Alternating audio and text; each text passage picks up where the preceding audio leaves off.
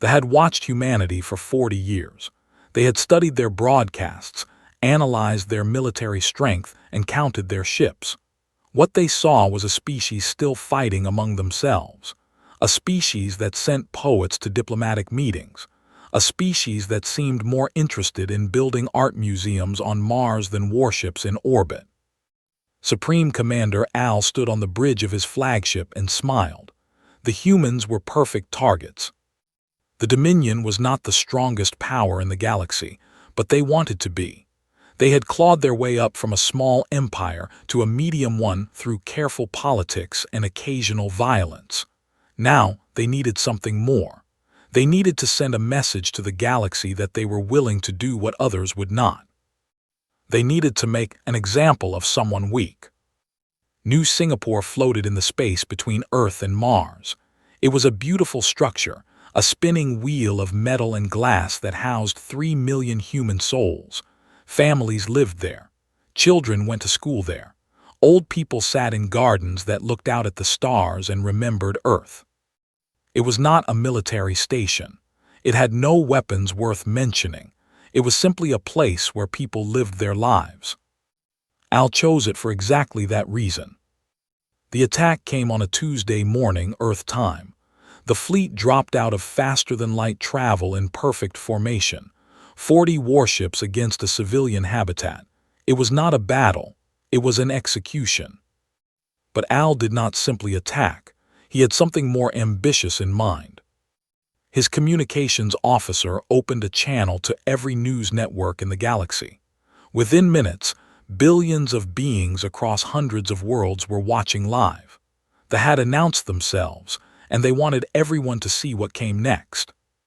"Citizens of the galaxy," Al said, his image broadcast to every screen. "Today, the Dominion demonstrates its resolve. The humans have refused our reasonable demands for tribute and territory. They believe their membership in the Galactic Assembly protects them. They are wrong." On New Singapore, alarms began to sound. People looked up from their breakfast tables. Children stopped on their way to school. 3 million humans had approximately 4 minutes to understand what was about to happen to them. Some tried to reach escape pods. There were not nearly enough. Some called their families on Earth, speaking words of love into screens, knowing they would never see those faces again. Some simply held each other and waited. The first missiles struck the habitat's power core. The lights went out. Emergency systems kicked in, bathing everything in red. The second wave targeted the structural supports. Metal screamed as it twisted and tore. The cameras kept broadcasting. Across the galaxy, beings watched in horror as sections of New Singapore broke apart and tumbled into the void. They watched as atmosphere vented into space, carrying bodies with it. They watched as fires burned and then died when there was no more oxygen to feed them. They watched 3 million humans die. It took 4 hours. Al made sure the cameras captured everything. He wanted the galaxy to see. He wanted them to understand that they were serious. He wanted them to fear. When it was over, when New Singapore was nothing but a field of debris and frozen corpses, Al addressed the cameras again. "Let this be a lesson," he said. "Humanity is now a client species of the Dominion. They will pay tribute. They will provide workers for our colonies. They will do as we command. Any resistance will be met with the same response you have witnessed today. Earth has 1 week to surrender unconditionally." He ended the broadcast with a smile. Across the galaxy, the reaction was immediate and varied. Some species condemned the attack publicly while privately making notes about military capabilities. Others called for emergency assembly sessions that everyone knew would accomplish nothing. A few sent quiet messages of support to Earth, though none offered military assistance. The general consensus was that humanity was finished. They were too new to the galactic stage, too weak, too divided. They would surrender. They had no choice. On Earth, the broadcast had been watched by 8 billion people. For a long moment there was nothing but silence, shock, grief too large to express. Then something happened that the galaxy did not expect. Humanity did not panic. They did not riot. They did not turn on each other or descend into chaos. Instead, they went quiet. In cities across Earth, in colonies on the Moon and Mars, in ships traveling between worlds, humans stopped what they were doing. They stood in silence. They held each other. They wept together. And then they began to speak the names. It started in Tokyo, where someone began reading the passenger manifest of New Singapore aloud. The broadcast was picked up and spread. Within hours, the names of the dead were being read continuously on every human news channel. 3 million names. It would take weeks to read them all. Every human listened. Every human remembered. The expected surrender. They expected desperate diplomacy, offers of tribute, begging for mercy.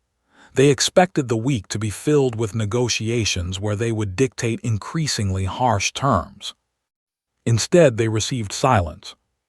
No messages came from Earth. No diplomats requested meetings. No military signals were detected. The human fleet, such as it was, remained in port. It was as if humanity had simply stopped existing. Al was not concerned.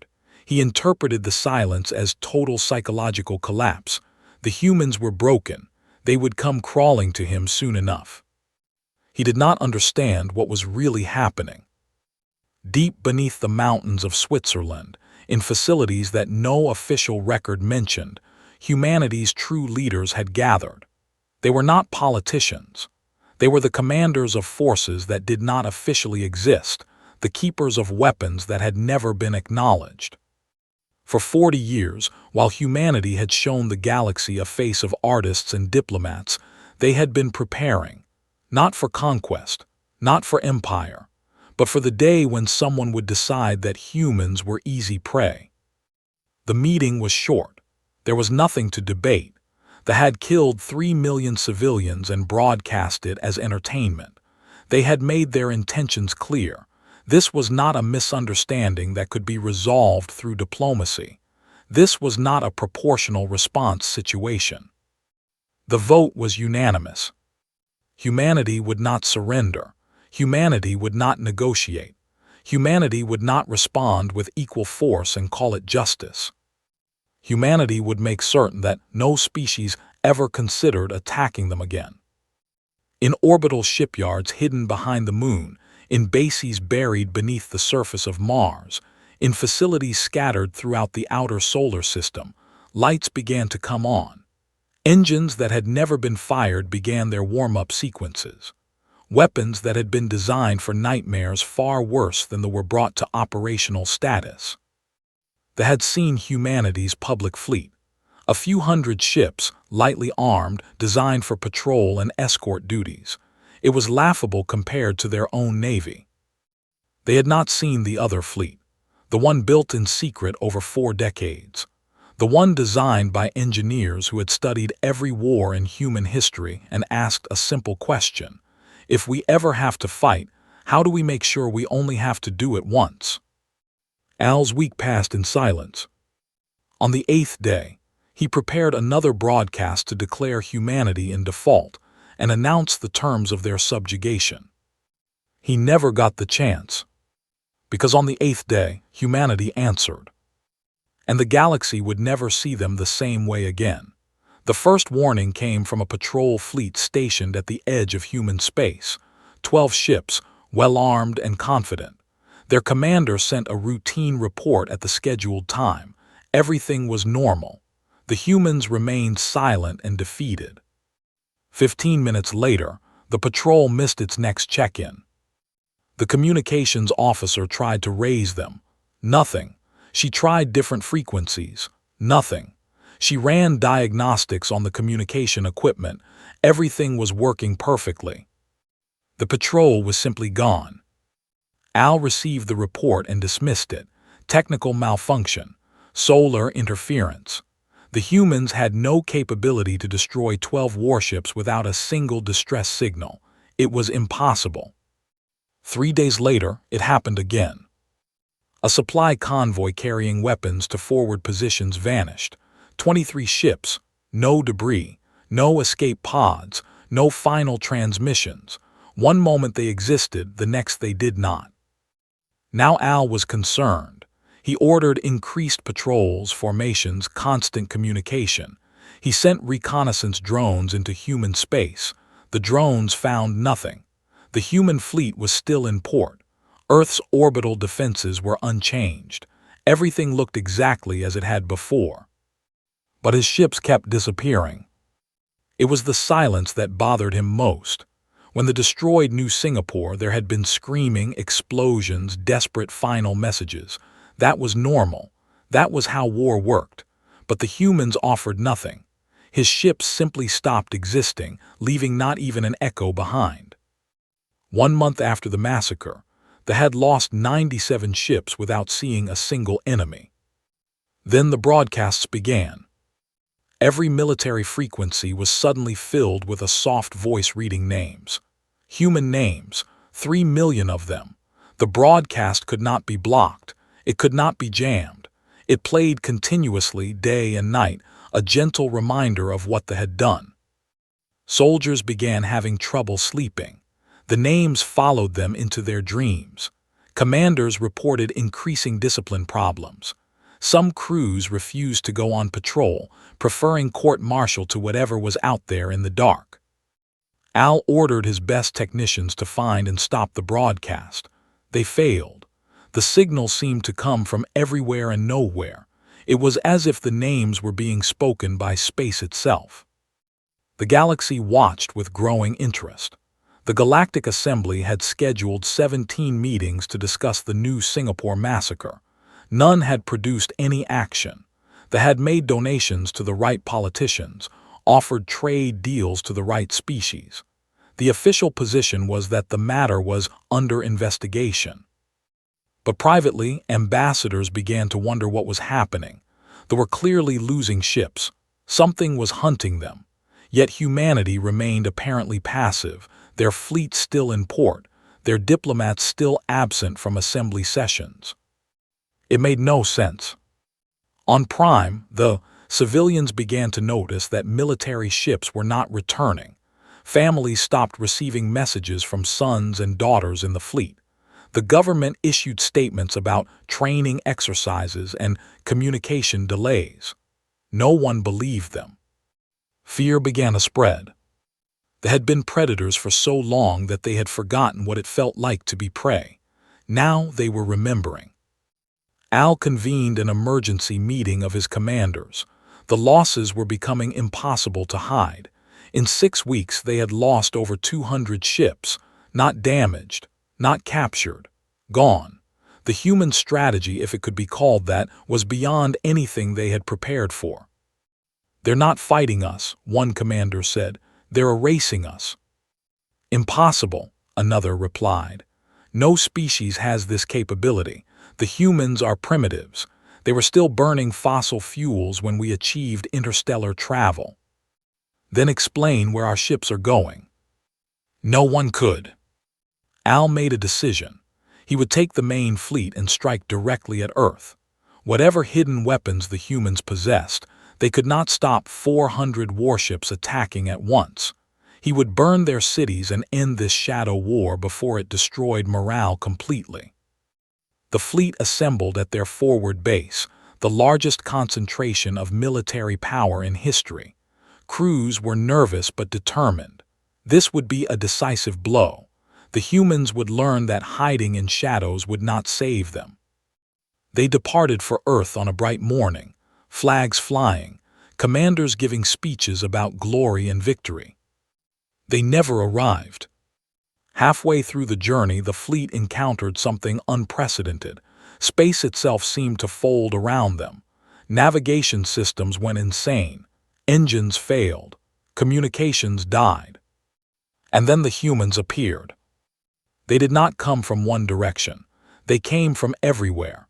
Ships of designs they had never seen, moving at speeds that should have been impossible. They did not fire first. They simply surrounded the fleet in perfect formation and waited. A transmission came through, cutting through the static. Supreme Commander Al, a human voice said. It was calm, almost gentle.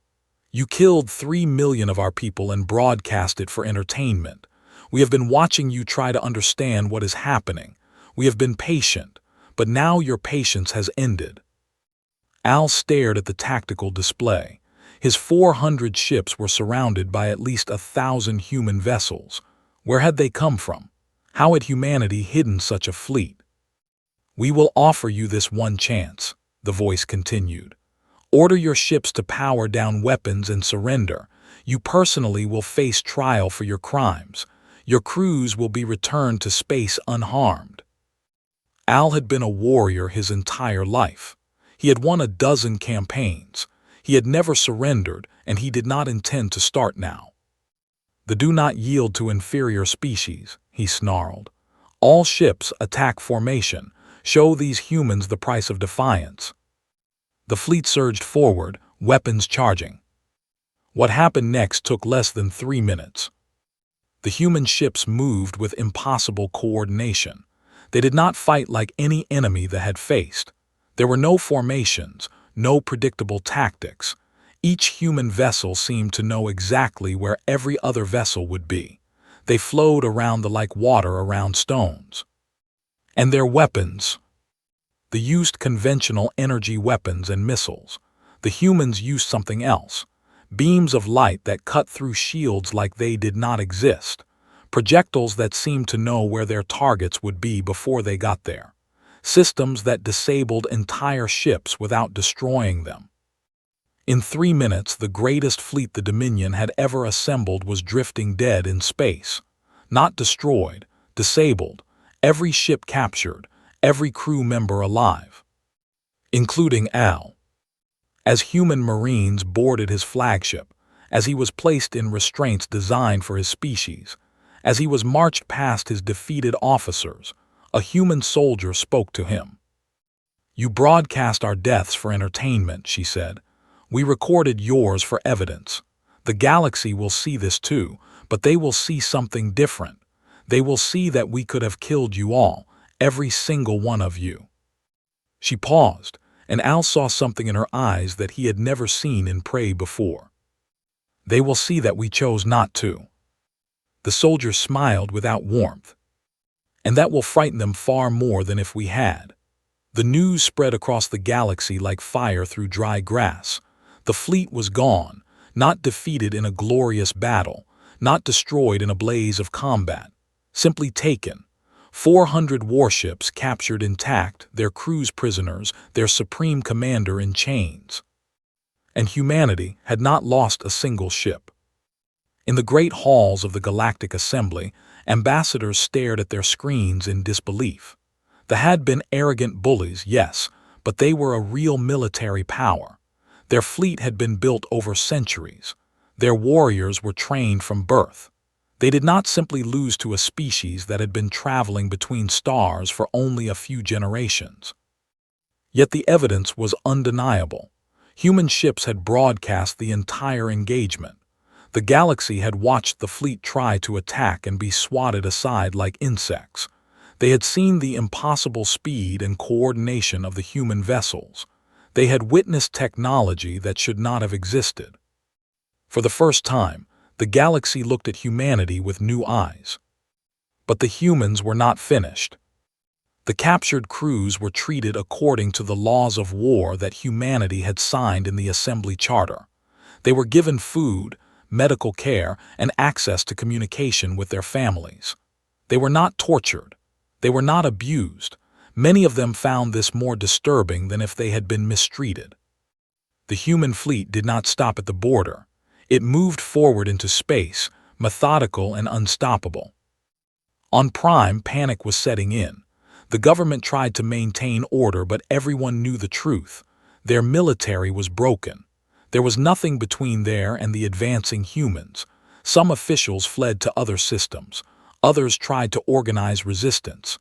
Most simply waited, paralyzed by fear. The remaining forces attempted to make a stand at 3 separate locations.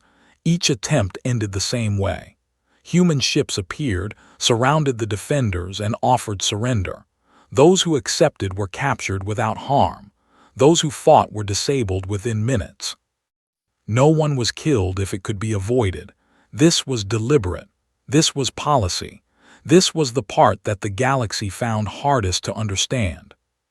They had broadcast the deaths of 3 million human civilians as entertainment. By every logic of war and revenge, humanity should have been burning worlds to ash. They had the power to do it. Their fleet was clearly unstoppable. Nothing could prevent them from committing genocide in return. But they didn't. As human ships entered orbit around Prime, 12 billion civilians looked up at the sky and waited for death. Parents held their children. Old people prayed to gods they had not thought about in decades. Some tried to flee, but there was nowhere to go. They were trapped, helpless, waiting to pay for the sins of their leaders. A human transmission played on every screen and speaker on the planet. "Citizens of Prime," the voice said. It was the same calm voice that had offered Al the chance to surrender. "We are not here to destroy you. We are here for justice." The sky remained full of human warships, but no weapons fired. No bombs fell. No invasion began. "Your leaders killed 3 million of our people. Civilians, children, the old and the young. They did this while you watched. They did this in your name. Many of you cheered. Some of you protested. All of you are now facing the consequences of what was done in your name." On screens across the planet, images began to appear. Documents, communications, orders, every piece of evidence that humanity had gathered about the attack on New Singapore. The chain of command, the officers who gave the orders, the politicians who approved the plan, the military leaders who carried it out. "These are your guilty," the voice continued. "Your leaders, your commanders, the ones who chose to murder innocents for political advantage. We are not here to punish the species. We are here to punish those responsible." A list of names appeared, 217 names. Al was at the top. "You have a choice. Surrender these individuals for trial and humanity will withdraw. Your civilians will not be harmed. Your species will survive. Refuse and we will take them ourselves. The choice is yours. You have 1 day to decide." The transmission ended. For the people, the next 24 hours were the most difficult in their history. In homes and public spaces, they argued about what to do. Some wanted to resist, to fight even if it meant extinction. They argued that surrender would mean the end of honor, pride, everything that made them who they were. Others pointed at the sky, at the human ships that could reduce their world to rubble at any moment, at the fate of their mighty fleet, captured without a fight. What was honor worth if everyone was dead? What was pride worth if the species ceased to exist? The military was divided. Some senior officers were on the list. They argued loudly for resistance, for taking as many humans with them as possible. Younger officers, who had watched the battle recordings, who had seen what human weapons could do, argued for surrender. The civilian population was even more divided. Many had celebrated the attack on New Singapore. They had believed their government's claims that humans were weak, that the attack was justified, that they were simply taking their rightful place as a dominant power. Now they were forced to confront what had been done in their name. As the hours passed, something began to change. It started with the families of the accused, parents who did not want to die for the sins of their children, spouses who knew the truth about what their partners had done. They began to speak publicly, to call for surrender, to beg for their species to survive. Then ordinary citizens joined, people who had protested the attack from the beginning, people who had been silenced by the government, people who had been quietly ashamed of what their species had become.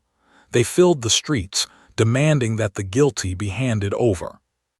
The tipping point came when the junior military officers sided with the protesters. They surrounded the headquarters where the accused had gathered, not to protect them, but to prevent their escape. With 6 hours remaining, the government sent a transmission to the human fleet. "We accept your terms. The accused will be surrendered for trial. We ask only that our civilians be spared." The human response was immediate. "Your civilians were never in danger. Prepare your prisoners for transfer. Trials will be conducted according to the laws your own species signed in the Galactic Assembly Charter. Justice will be done. Nothing more, nothing less." One by one, the accused were marched out of their hiding places and handed over to human Marines. Al was among them, still defiant, still screaming about honor and human weakness. No one listened anymore. As the last prisoner was transferred, the human fleet began to move. Not to attack, not to occupy, simply to withdraw to holding positions in orbit. On the surface of Prime, 12 billion people slowly realized that they were going to live. And humanity had shown the galaxy something that no species had ever demonstrated before. They had shown restraint. The trials were held on Earth. This was deliberate. Humanity wanted the galaxy to watch, and they wanted to control the message. The 217 accused were brought to Geneva, to a courtroom built specifically for this purpose. It was large enough to accommodate observers from every species in the Galactic Assembly. Cameras broadcast every moment to billions of viewers across hundreds of worlds. The humans could have held military tribunals. Quick, efficient, guilty verdicts in hours, executions by nightfall. No one would have blamed them. 3 million civilians had been murdered for political theater. Swift revenge would have been understood. Instead, they chose something harder.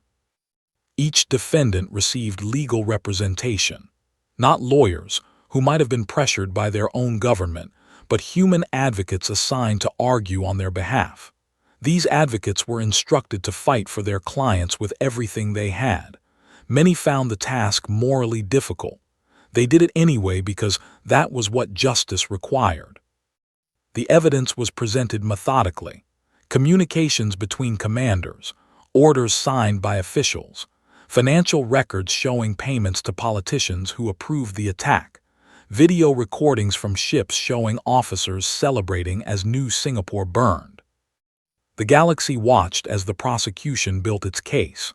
They watched as defense attorneys challenged evidence, questioned witnesses, and demanded proof beyond reasonable doubt. They watched as judges considered each argument carefully, ruling sometimes for the prosecution and sometimes for the defense. It was slow, it was frustrating. Some humans demanded faster proceedings, immediate executions, blood for blood. They were told to wait. Supreme Commander Al was the last to face trial. He sat in the defendant's chair with his head held high, refusing to show any sign of remorse. When asked how he pleaded, he spoke directly to the cameras. "I plead guilty to destroying a human habitat," he said. "I plead proud. The Dominion had every right to assert our power over a weaker species. I would do it again. My only regret is that we did not move faster before the humans could reveal their hidden strength." The courtroom fell silent. The prosecutor, a woman named Sarah, rose to deliver her closing argument. Her grandfather had died on New Singapore. "The defendant does not deny his actions," she said. "He is proud of them. He believes that because his species was stronger, they had the right to murder ours. This is the philosophy of every tyrant in history. The strong take what they want. The weak suffer what they must." She paused, looking at the cameras. Humanity rejects this philosophy. We have always rejected it, even when we were too weak to resist. Now we are strong enough to end the species entirely.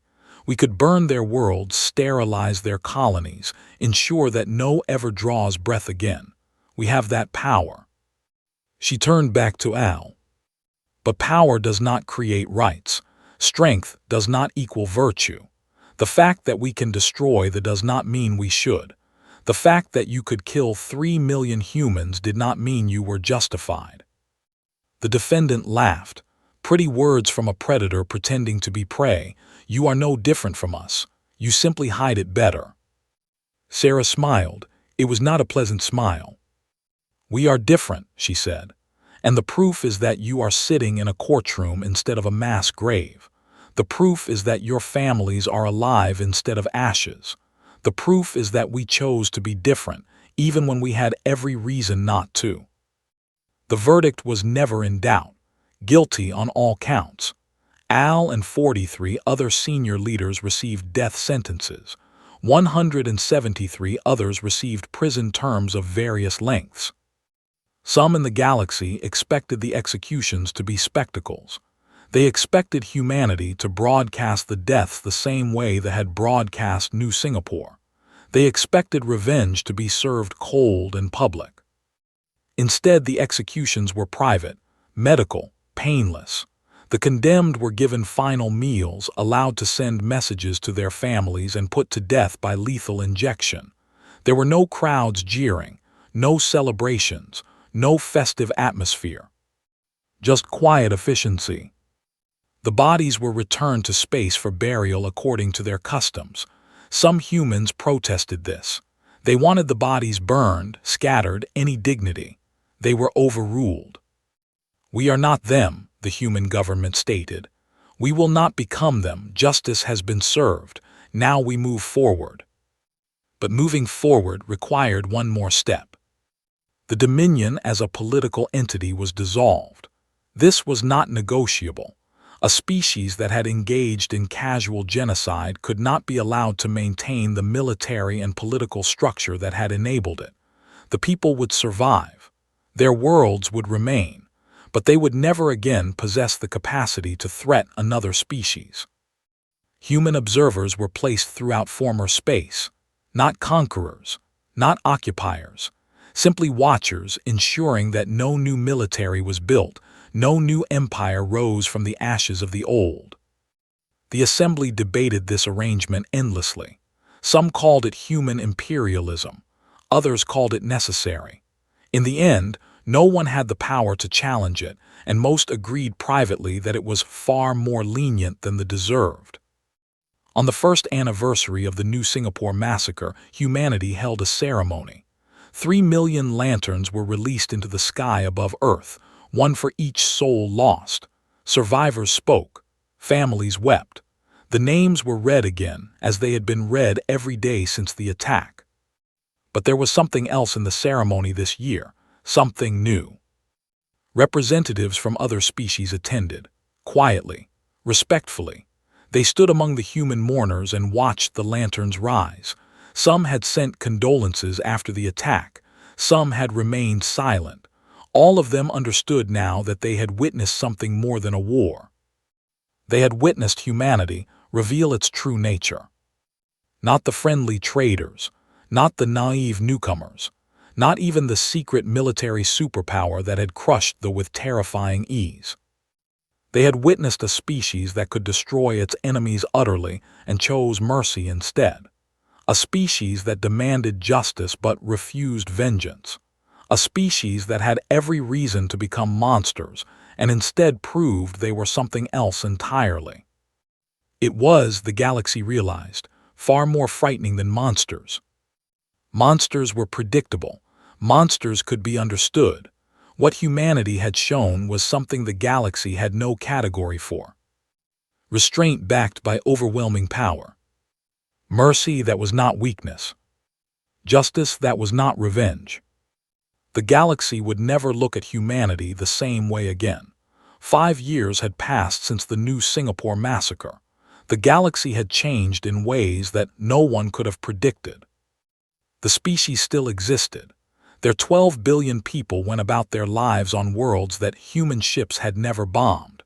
Children who had been born during the war grew up in peace, taught by parents who remembered the terror of those days.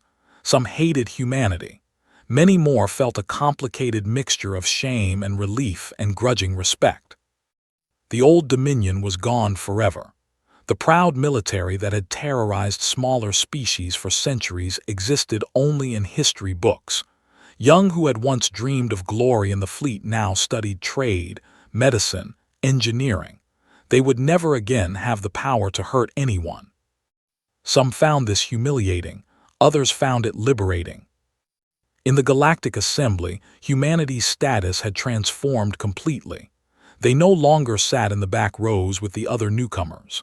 Their ambassador, a quiet man named David, had a seat near the front. When he spoke, other species listened. Not because they loved humanity. Many did not. The humans were strange, unpredictable, and had hidden weapons that made even the most powerful species nervous. But they listened because they had seen what humanity was capable of, and they had seen what humanity chose not to do. That combination demanded attention. A delegation from the hegemony, the largest military power in the galaxy, requested a private meeting with Ambassador.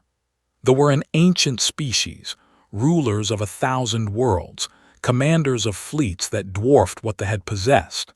They had watched the human war with intense interest. "We must understand," the delegate said. "You had them, complete victory. You could have eliminated the threat forever. Why did you not?" Considered the question carefully before responding. "Would you have respected us more if we had?" The delegate shifted uncomfortably. "We would have understood you better. What you did instead. It makes no sense to us. You showed mercy to those who showed you none. You gave justice to those who would have given you only death. By our logic, this is weakness." And yet, said, "You are here, asking for a meeting, treating us as equals, perhaps as superiors. Would you have done that if we had simply been better killers than the?" The delegate had no answer. "There are many ways to be strong," continued. "The easiest is to destroy everything that threatens you, but that path has no end. There will always be new threats, new enemies, new reasons to kill. We chose a different path. We proved that we could destroy and then we proved that we would not. Both proofs were necessary. But what if they try again? What if some future generation rebuilds their military and seeks revenge?" Smiled slightly. "Then we will prove it again. We have not forgotten how. We have simply chosen not to demonstrate it unnecessarily. They remember what we can do. Their children will remember. They will remember. Fear of what we might do will keep them peaceful far longer than the memory of what we did." The meeting ended without agreement, but the delegation left with something to consider. Within months, they had quietly withdrawn from several territorial disputes. They had not become peaceful exactly, but they had become more cautious. The galaxy noticed.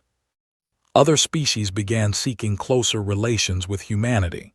Trade agreements, cultural exchanges expanded. Human art and music spread across the galaxy, not because they were forced on anyone, but because other species were curious about the minds that had created them. The question everyone wanted answered was simple: who were the humans really? Some species decided they were hypocrites, gentle words hiding brutal hearts, mercy that was really just delayed vengeance. They would show their true nature eventually, when it was convenient. History was full of species that had pretended to be peaceful while building empires. Others concluded the opposite. The humans were exactly what they appeared to be, a species that had learned, through their own bloody history, the limits of violence. They had killed each other for thousands of years and had finally decided to try something different. The lesson had cost them billions of lives to learn. Now they were applying it to the galaxy. Neither interpretation was entirely correct. On Earth, in the secure facilities where humanity's leaders met, the conversations were more honest. "We cannot remain peaceful forever," a military commander said during one such meeting. "The galaxy is not ready for what we are offering. They will test us again. Some species will conclude that New Singapore was a fluke, that we got lucky, that they can succeed where they failed." "Let them try," the defense minister replied. "We showed restraint, not weakness. Our fleet is larger now than it was during the war. Our weapons are more advanced. Any species that attacks us will face the same choice we gave surrender or cease to exist. And if they refuse, if they force us to actually destroy them, then we destroy them." The defense minister's voice was matter of fact. "We offer mercy. We do not guarantee it. Some species will not accept our offer. Those species will serve as examples for the others. We are not saints. We are simply unwilling to be monsters unless absolutely forced. It was a cold calculation, stripped of the noble rhetoric that humanity presented to the galaxy. But it was honest. Humanity had not transcended violence. They had simply learned to use it more strategically. In the memorial plaza built on the site of the old United Nations, a new structure had been added. It was a simple wall, curved like a wave, covered with 3 million names. Every name from New Singapore, carved in stone that would last for. People came to visit every day. Some were survivors, some were family members, some were strangers who had no connection to the dead but felt the need to pay respects. They traced the names with their fingers. They left flowers, photographs, small tokens of remembrance. Near the center of the wall, a small plaque had been installed. It contained no names, only words. They killed us because they thought we were weak. They were wrong. We could have killed them all in return. We chose not to. Humanity remembers those who died here and those who lived because we chose mercy over vengeance. Let this wall stand as long as humanity endures, and let those who see it remember what we are capable of in both directions. Visitors from other species often stopped at this plaque. They studied the words carefully. They took recordings to bring back to their own worlds. The message spread slowly but steadily across the galaxy. Humanity would not start fights. Humanity would not seek conquest. Humanity wanted only to trade, to create, to explore, to live in peace. But if anyone harmed them, if anyone killed their people, if anyone dared to broadcast human deaths as entertainment, the response would be absolute, complete, final. The humans called this doctrine patient strength. The galaxy had many other names for it, most of them less polite. But whether they loved or hated humanity, whether they trusted or feared them, every species understood the same fundamental truth. Humanity had proven that they could wipe out an entire civilization. And they had proven that they would choose not to, as long as they were given any reason to make that choice. The first proof created fear. The second proof created something more valuable than fear. It created respect. And in a galaxy full of predators, respect was the only currency that truly mattered.